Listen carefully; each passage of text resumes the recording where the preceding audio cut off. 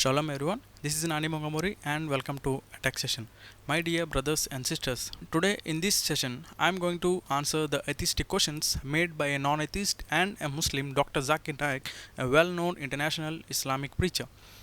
So the next allegation is Point number 4. Genesis chapter number 1 verse 9 to 13 says earth was created on third day. Genesis chapter 1 verse 14 to 19 says the sun and the moon was created on the fourth day. Today science tells us that earth is part of the parent body, the sun. It cannot come into existence before the sun. It's unscientific. is quoting that the earth was created on the third day and the sun was created on the fourth day.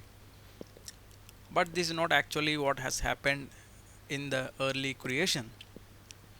If we see, the earthly creation is different and the heavenly creation is different.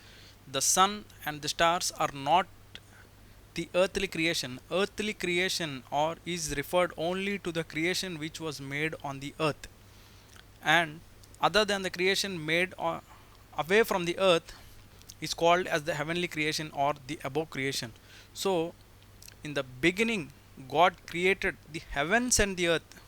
There itself we can get the answer that sun, the stars are not the creation related to the earth, but those are related to the heavenly creation. So without them, without the above creation, there is no below creation.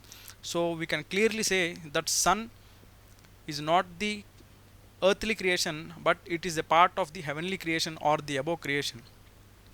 The part of the earth is only called, or the creation which was made inside the earth and from the earth is only termed as the earthly creation. We humans, the plants, the trees, the animals, the livestock, so these are termed to be the earthly creation. Sun is a part of creation, so it is an above creation. It is related to the above creation or heavenly creation. So here we can clarify his allegation saying that the earth can be from the sun, which is the parent body of the earth. So the allegation is clarified. I hope you got clarity on this allegation, and thank you for watching. Shalom.